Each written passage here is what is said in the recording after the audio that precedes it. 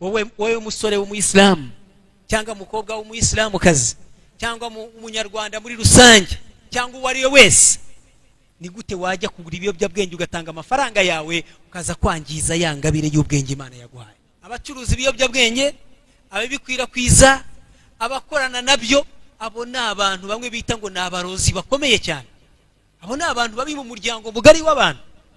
Nta nubwo ukwiye kubashyigikira mu buryo ubwo ari bwo bwose, kubahishira, kubacumbikira, kubavugira, ahubwo ni ukubatangaho amakuru bakabafata bakajya guhangana n'ubutabera, bakajya guhura n'ubutabera bakabazwa ibyaha bakora ko ni abagome, ni abangizi, ni abagizi ba nabi. Umuntu wamaze gukoresha ibiyobyabwenge aba arushwa ubwenge n'inyamaswa ndetse n'amatungo.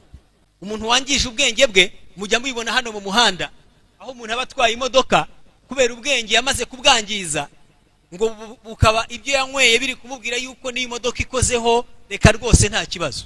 Ubwo ngubwo ni ukuvuga ko ubwenge yabutakaje, ntabwo azi ko iriya modoka yamwica, nta nubwo azi neza yuko n'akariya kaguru ari gushyira imbere y'imodoka yuko kacika kakavaho, cyangwa ikanamukandagira agahita apfa aho ngaho. Ibyo ntabwo abibona.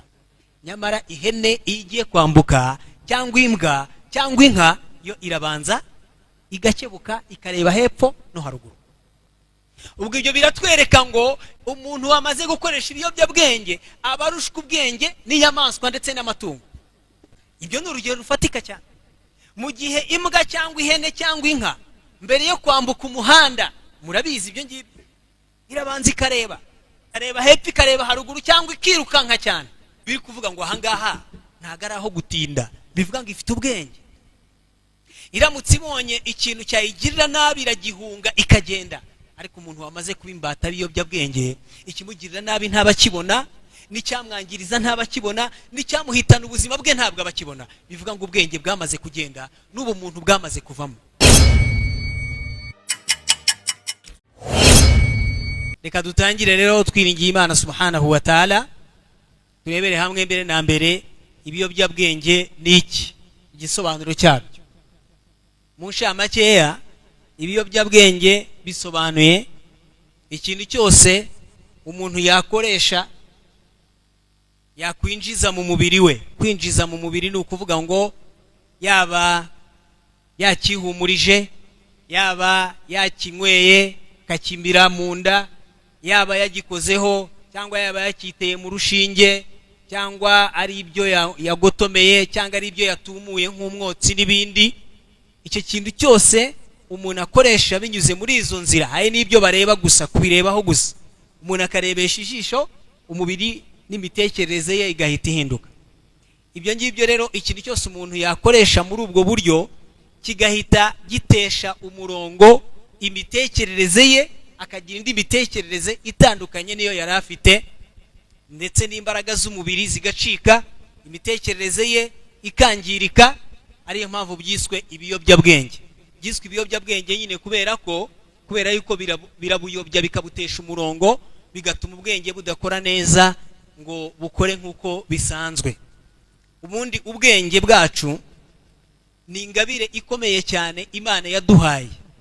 Ubwenge turi kuvuga ntago ari ukujya kwiga mu mashuri, ntago ari byo turi kuvuga. Turi kuvuga cya gikoresho kiri mu mubiri wacu Imana yaduhaye, cyitwa ubwonko, kigakora neza, kigatekereza, kikayungurura, kigashungura, kigasesengura. Icyo gikoresho Imana yaduhaye, ubundi Imana yakiduhaye ari kizima. Nicyo gishoboza umuntu gutandukanya ikibi n'icyiza, nicyo gishoboza umuntu kureba ikimufitiye akamaro n'ikimufiteho ingaruka, kureba icyamugirira neza n'icyamugirira nabi. Mbese ubwenge ni igikoresho kiturimo gikomeye kandi cyane. Ubwo rero ubundi dutegetswe kukirinda no kukibungabunga. Ni ukuvuga ngo ubwenge bwacu ubundi dutegetswe kuburinda, tugategekwa kububungabunga kugira ngo tuburinde icyo ari cyo cyose cyabwangiza cyangwa se kikabutesha umurongo. Hanyuma umuntu wataye ubwenge, wagize ihungabana mu mutwe we bitamuturutseho, uwo nguwo turemera yuko aba yahuye n'ikigeragezo gikomeye cyane. Ndetse ubwenge bwacu mu mategeko y'idini bwitwa manatu taklif. nukuvuga ngo ubwenge nicyo gikoresho gituma Imana yaraduhaye amategeko yayo kugira ngo tuyashyire mu bikorwa. Ni nayo mpamvu intumwa y'Imana Muhammad sallallahu alayhi wa sallam muri hadith yavuze ngo rufi al-qalamu an thalath, nuvuga ngo amakosa umuntu akora ku bantu batatu ntabwo umuntu yabarirwa. Abo bantu batatu harimo wa anil majnuni hatta yafiq, umuntu wataye ubwenge, watakaje ubwenge, yagize icyo kigeragezo, ubwo ntago Imana imubaza ngo ko atasayi, ntago imubaza ngo kuki atatanze sadaka, ntago imubaza ngo ko atasibye, mu gihe ubwenge bwe bwari bwagiye budakora neza. Icyo nshaka kugaragaza hano rero, uwo nguwo turi kuvuga ni wa wundi ubwenge bwe wagize ikibazo cy'ihungabana mu mutwe ariko atabigize mu ruhare. Uwo nguwo niwe yakaramu yandika ibyo akora cyangwa ibyo atakoze, kuri we ikaramu ibihagaze. Abamarayika ntago bongera kumwandikira, ntago azabazwa ngo muri iki gihe kutasaye, muri iki gihe kutasibye, muri iki gihe kutakoze biriya na biriya wategekwaga n'amategeko y'Imana. Mu gihe cyose yaba yatakaje ubwenge ku mpamvu zitamuturutseho. Ubwo nagira ngo tubanze twemeranye yuko iki gikoresho cyitwa ubwenge, bavandimwe b'Abayisilamu, ni igikoresho gikomeye cyane kinashingiyeho gutegekwa no gusabwa amategeko y'idini. Ubwo umuntu aramutse icyo gikoresho gihungabanye, amategeko y'idini abatakiyasabwa, nkuko nabivuze, uwo tuvuga aha ni wa wundi utabifite mu ruhare. Ntago ari wa wundi wagiye kugura ibyo agura agatanga amafaranga ndetse menshi, yarangiza akajya kugura ibyangiza ubwenge bwe bikamuyobya ubwenge bwe. Uwo nguwo ntabwo azakurirwaho kubazwa ibyo atakoze, kuko uwo nguwo yagize uruhare mu kwangiza ubwenge bwe.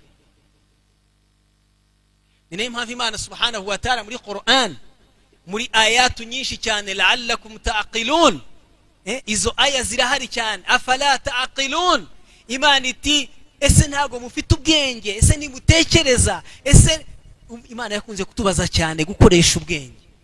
La'allakum ta'qiluna, kugira ngo mukoreshe ubwenge bwanyu mutekereze. Iki gikoresho cyitwa ubwenge rero ni ingabire ikomeye cyane.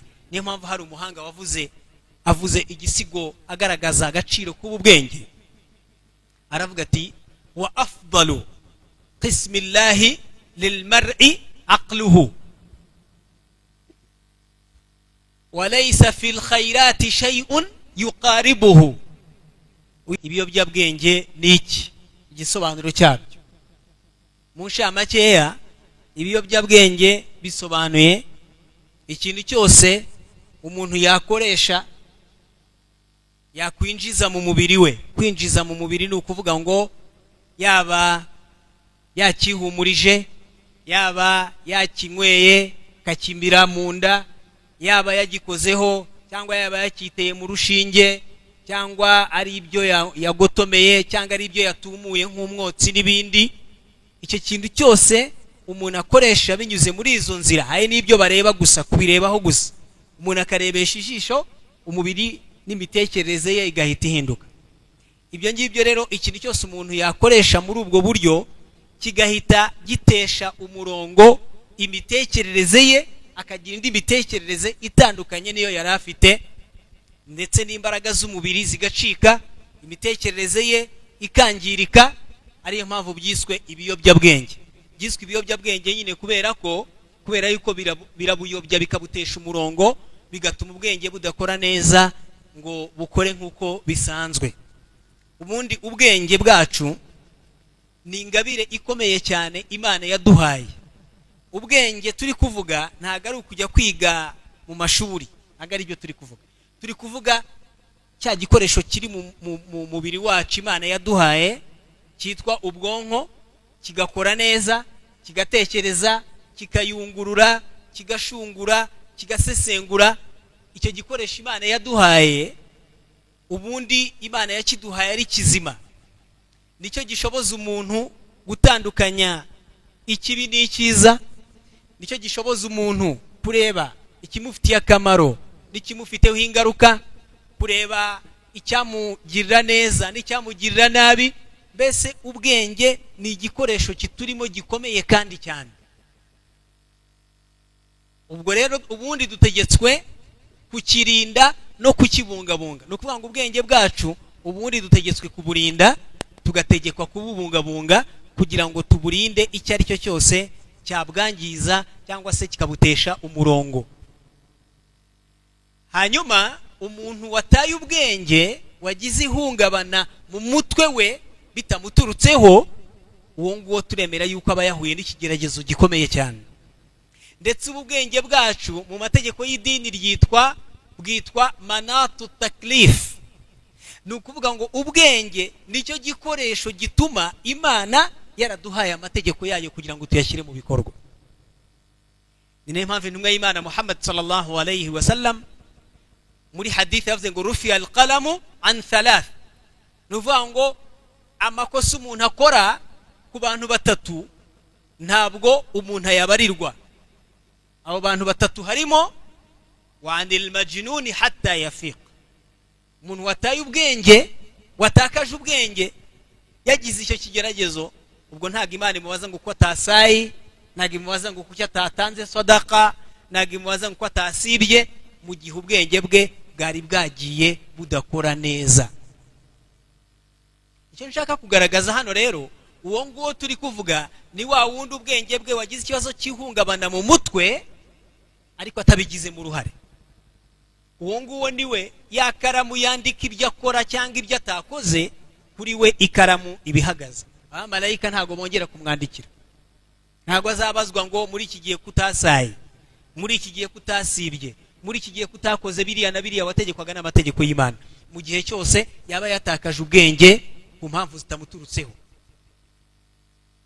Ubwo nagira ngo tubanze twemeranye yuko iki gikoresho cyitwa ubwenge, bavandimwe b'Islam, ni igikoresho gikomeye cyane kinashingiyeho gutegekwa no gusabwa amategeko y'idini. Ubwo umuntu aramutse icyo gikoresho gihungabanye, amategeko y'idini abatakiyasabwa, nkuko nabivuze, uwo tuvuga aha ni wa wundi utabifite mu ruhare. Ntago ari wa wundi wagiye kugura ibyo agura agatanga amafaranga ndetse menshi, yarangiza akajya kugura ibyangiza ubwenge bwe bikamuyobya ubwenge bwe. Uwo nguwo ntabwo azakurirwaho kubazwa ibyo atakoze, kuko uwo nguwo yagize uruhare mu kwangiza ubwenge bwe. Ni nayo mpamvu Imana subhanahu wa ta'ala muri Qur'an, muri ayatu nyinshi cyane, la'allakum ta'qilun, izo aya zirahari cyane, afala ta'qilun. Imana iti ese ntago mufite ubwenge, ese nimutekereza, ese Imana yakunze kutubaza cyane gukoresha ubwenge. La'allakum ta'qiluna, kugira ngo mukoreshe ubwenge bwanyu mutekereze. Iki gikoresho cyitwa ubwenge rero ni ingabire ikomeye cyane. Niyo mpamvu hari umuhanga avuze igisigo agaragaza agaciro k'ubwenge. Aravuga ati wa afdalu qismillahi lilmar'i aqluhu wa laysa fil khairati shay'un yuqaribuhu. Uyu muhanga yaravuze ngo wa afdalu qismillahi lilmar'i aqluhu, ngo impano ikomeye Imana yahaye umuntu mwene Adamu ni ingabire yitwa ubwenge. Falaysa fil khairati shay'un yuqaribuhu, ngo mu zindi ngabire zose nta ngabire yindi yakwegera ubwenge Imana yaduhaye. Nta ngabire yindi yakwegera, yayingayinga, yajya na hafi no kunganya agaciro n'ingabire y'ubwenge. Kuba ubwonko bwawe bukora neza, kuba utari mu batakaje ubwenge bwabo, kuba atari mu bafite ihungabana ryo mu mutwe, icyo ni impano n'ingabire ikomeye cyane.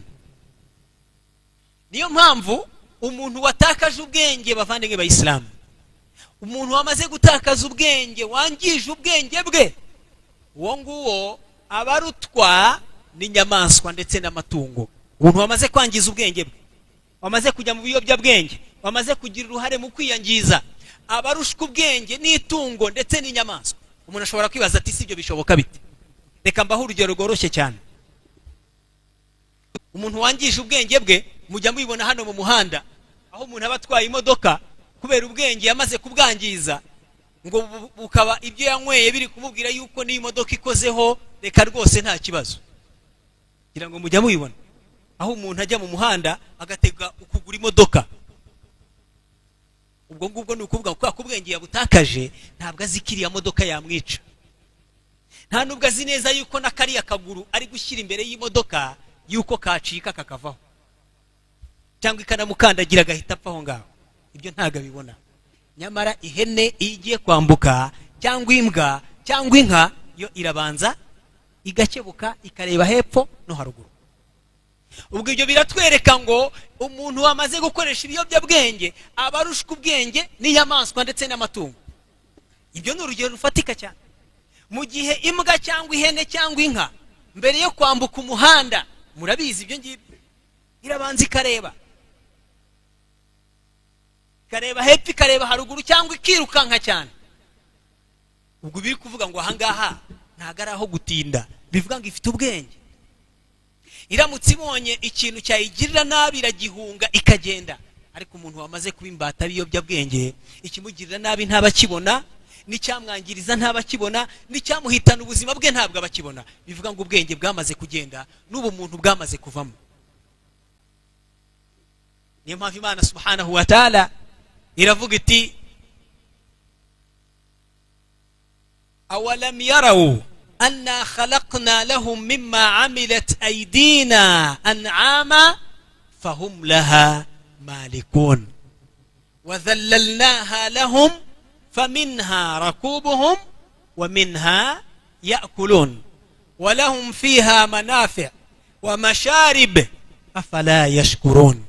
Imana muri iyi mirongo iboneka muri suratu Yasin, Imana subhanahu wa ta'ala iravuga iti mwumve neza agaciro k'ubwenge bavandimwe, cyane cyane urubyiruko, bana bacu, urubyiruko rwacu.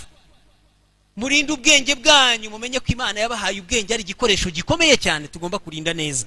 Wamara no kubona umuntu uri mu biyobyabwenge ukamugendera kure, ntuzongere no kumugira inshuti yawe, kuko yakashobora kubikujyanamo bikakwangiza.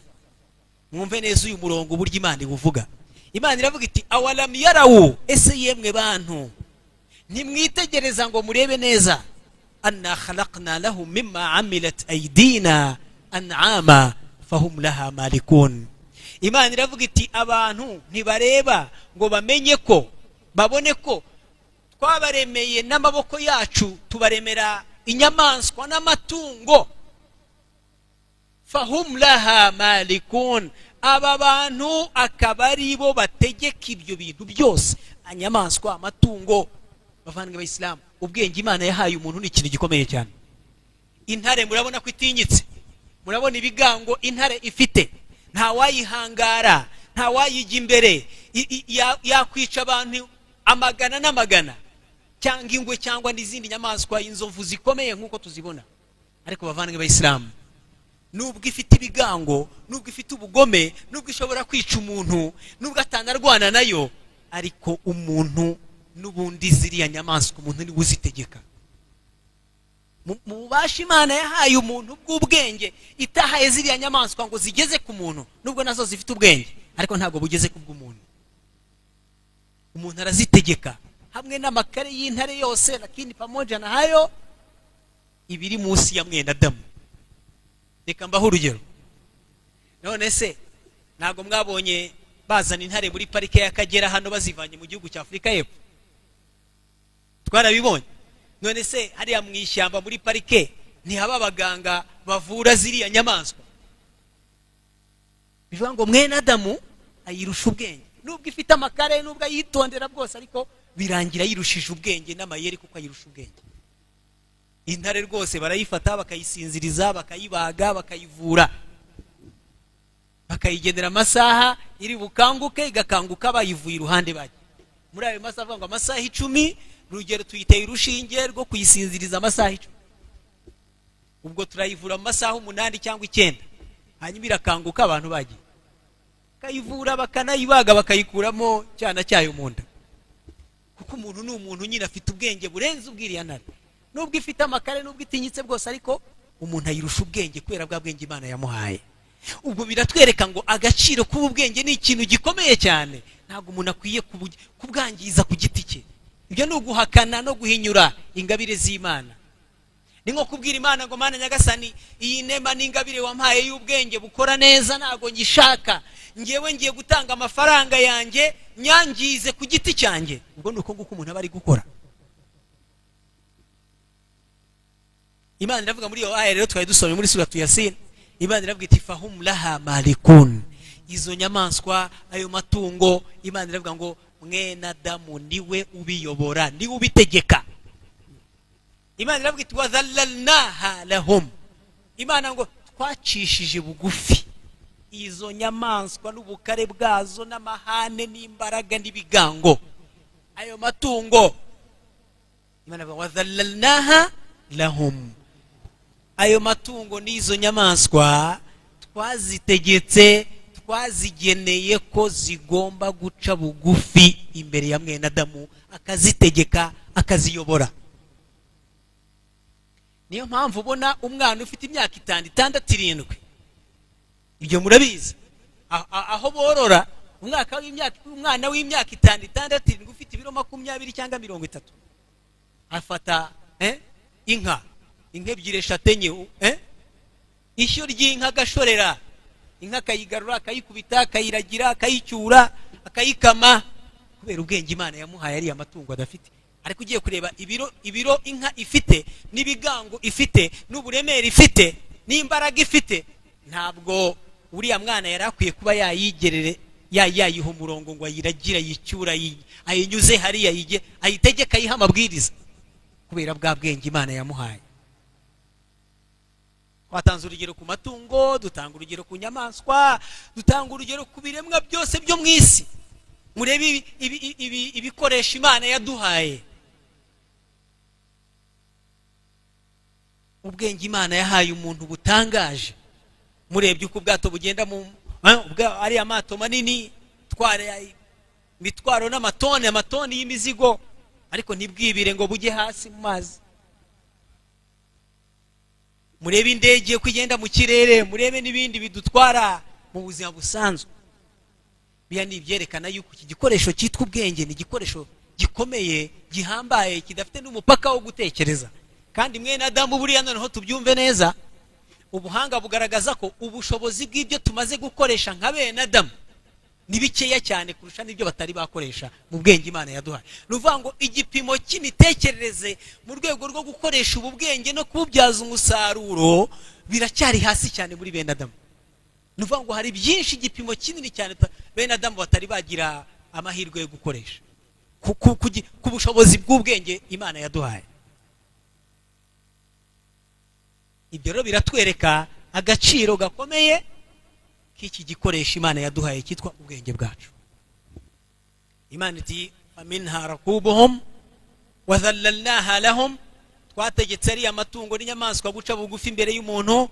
Faminha rakubuhum, muri ayo matungo n'inyamaswa harimo ibyo mwurira bikabatwara mu ngendo zanyu, farasi, ingamiya n'ibindi. Faminha rakubuhum wa minha yakulun, harimo n'amatungo murya mukarya inyama, amatungo aziruwe kuribwa.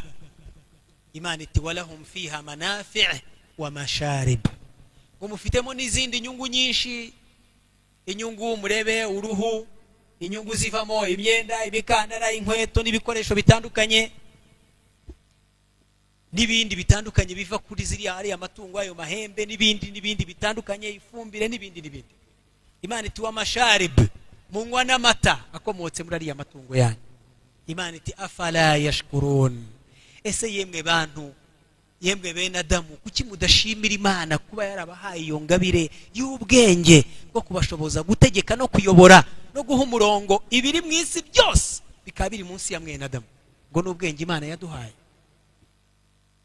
Kenda ringamije kugaragaza hano ni ukugaragaza agaciro k'iki gikoresho cyitwa ubwenge Imana yaduhaye. Ni ukugaragaza ko ari ugutinyuka no guhinyuza no guhinyura no guhakana ingabire y'Imana, ko umuntu yagira uruhare akajya kwangiza ubwenge bwe ku bwende bwe, ku bushake bwe, ndetse akajya no gutanga n'amafaranga kandi binahenze nk'uko tubizi, akajya kugura ibiza kumwangiriza ubwenge bwe. Bavandimwe b'Abayisilamu, ni iyihe nyungu? Niyo mpamvu Imana iravuga ngo walaqad dhara'na li jahannam, Imana iravuga ngo twateguriye jahannama, uyu muriro utazima twawuteguriye benshi mu bantu n'amajini. Lahum qulubun la yafqahuna biha, bafite imitima ariko ntibatekereza. wowe musore w'umuyisilamu cyangwa umukobwa w'umuyisilamukazi cyangwa umunyarwanda muri rusange cyangwa uwo ari we wese, ni gute wajya kugura ibiyobyabwenge ugatanga amafaranga yawe ukaza kwangiza ya ngabire y'ubwenge Imana yaguhaye? Ni ikihe cyiza wabonamo? Ni iyihe nyungu ufitemo? Ni ikihe cyiza wabonye mu muntu udafite ubwenge? Ni ikihe cyiza wabonye mu muntu wangijwe n'ibyo biyobyabwenge ku buryo wajya kumwigiraho nawe ukajya gukora nk'ibyo yakoze? Imana iravuga ngo lahum qulubun la yafqahuna biha, ngo abantu impamvu bategereje kuzajya mu rutazima bafite imitima ariko ntibatekereza. Walahum a'yunun la yubsiruna biha, bafite amaso ariko ntibayarebesha. Ufite amaso urareba abiyobyabwenge byangije, urareba abafunzwe imyaka n'imyaka bakatiwe kubera ko bagiye mu biyobyabwenge, kubinywa, kubikoresha, kubikwirakwiza, kubicuruza n'ibindi. Ukabona umuntu agiye gufunga imyaka 30 cyangwa irenze, agiye kurangiza ubuzima bwe muri pirizo. Wowe nta masomo biguha, nawe warangiza ugaca mu nzira nk'iyo yaciye. Ibi rero by'umwihariko urubyiruko rwacu ariko n'ababyeyi bakwiye kumenya neza, bakamenya ngo ibiyobyabwenge ni icyorezo kandi nta cyiza cyabyo, ahubwo ni ingorane n'igihombo no kwiyangiza. Imana iti rero afala yashkurun, ese abantu ntago batekereza? Imana itera abantu bafite imitima ntibatekereza, bafite amaso ntibayarebesha. Walahum adhanun la yasma'una biha, bafite n'amatwi ariko ntibayakoresha bumva, ntibayumvisha, ntibumva inyigisho nk'izi, ntibumva urwibutso nkuru ngo bumve ingaruka n'inkurikizi n'ingorane z'ibi biyobyabwenge, ngo bafate icyemezo babireke, bitandukanye nabyo, banabirwanye, babyamagane ku mugaragaro. Imana iti ulaika kal an'am bal hum adall ulaika humul ghafilun. Imana iti abo bantu bafite imitima ntibatekereze, bakagira amaso ntibayarebeshe, bakagira amatwi ntibayumvishe, nuvanga ibyo bikoresha Imana yabahaye kugira ngo bibafashe ntacyo byabamariye.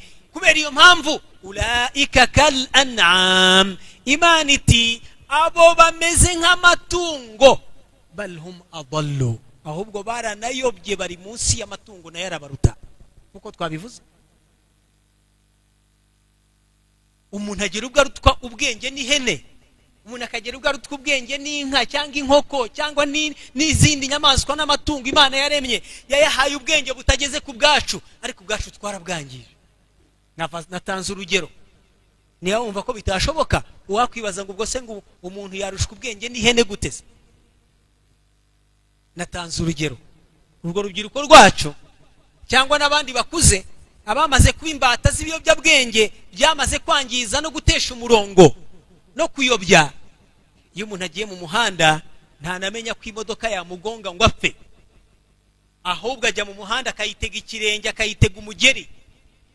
Ubwo ibiyobyabwenge biba biri kumubwira ngo ufite imbaraga, n'iyi modoka ikozeho ntacyo yagutwara. Ariko nyamara ihene yo, iyo ihene igiye kwambuka, iyo irabanza ikareba hepfo na ruguru, kanambuka yirukanka, bivuga ngo imurusha ubwenge, kuko yo izi neza ko imodoka yayangiriza ubuzima, ariko uriya we yamaze kwangirika, nta nubwo azi ko imodoka yamugonga ngo apfe. Iyo umuntu yamaze kunywa ibiyobyabwenge, yaramaze kwiyangiza, asigara atanamenya yuko, kubera yuko ubwenge twavuze ko nicyo gikoresho cyereka umuntu igikwiye n'ikidakwiye.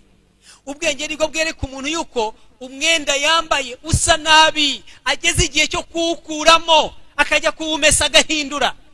Ariko umuntu wamaze kwangiza ubwenge bwe asigara atuma isazi, atanazi ko atuma isazi, kubera yuko ubwenge bwagombaga kumwereka yuko imyenda yanduye igeze igihe cyo guhindurwa ntabwo abufite, yamaze kubwangiza.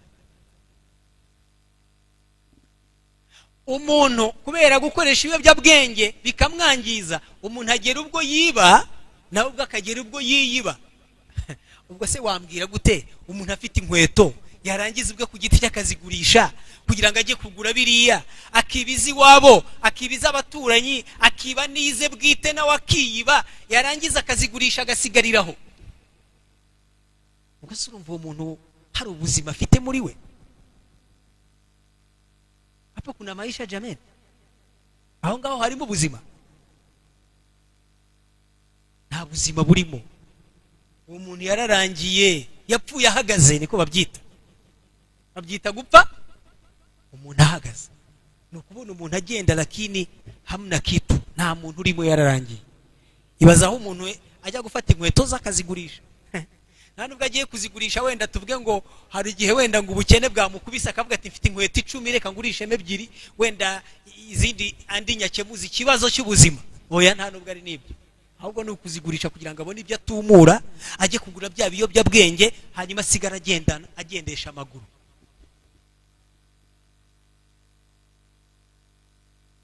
aho harimo ubuzima buhe?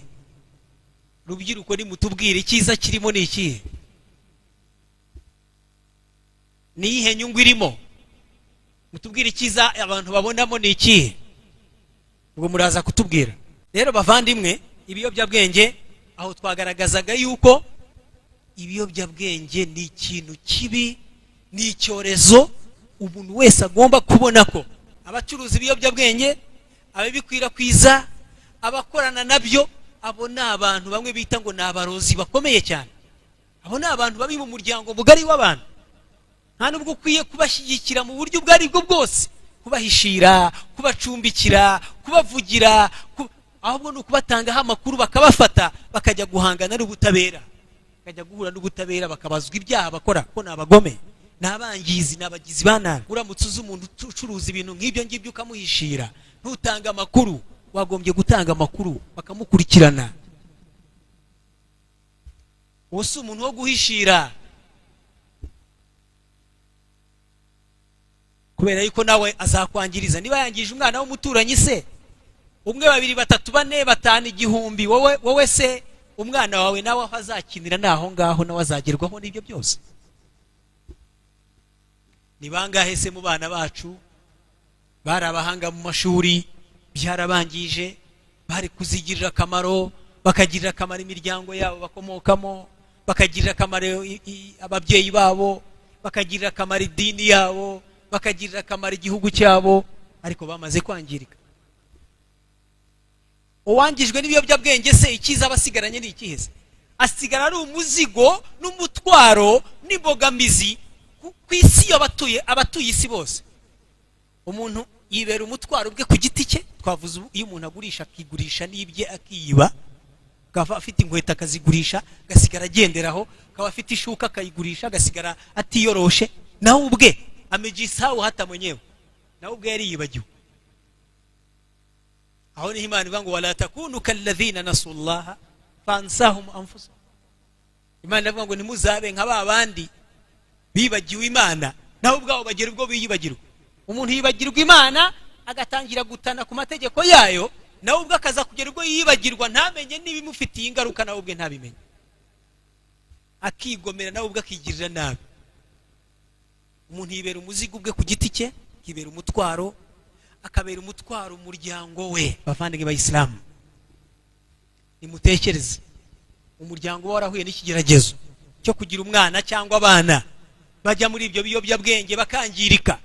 hahandi umwana yinjira mu rugo, abantu imyenda, amashuka, ibiyiko, amasahani bakabihisha. no kuvuga ngo asohokana igikombe ajye kukigurisha, ajye kugura bure, niba ari bure, niba ari bayita bure, siko bayita.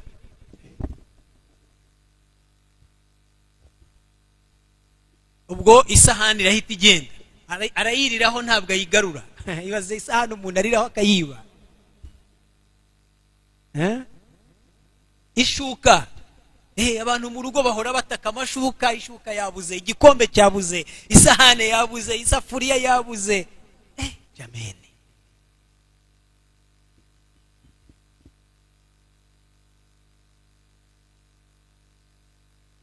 ibyo rero ni ingaruka byitwa ibiyobyabwenge. ni ukuvuga ngo umusore cyangwa umukobwa cyangwa umugabo wamaze kujya mu biyobyabwenge asigara ni mzigo, tena ni mzigo mzito kwa kila mtu.